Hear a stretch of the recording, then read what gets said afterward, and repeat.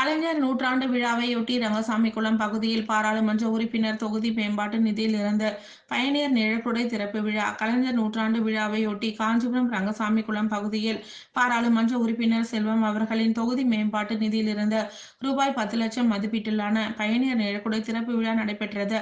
இதில் சிறப்பு அழைப்பாளராக மாவட்ட செயலாளரும் சட்டமன்ற உறுப்பினருமான சுந்தர், காஞ்சிபுரம் பாராளுமன்ற உறுப்பினர் செல்வம், சட்டமன்ற உறுப்பினர் எழிலரசன் ஆகியோர் கலந்து கொண்டு பொதுமக்களின் பயன்பாட்டுக்காக திறந்து வைத்தனர்.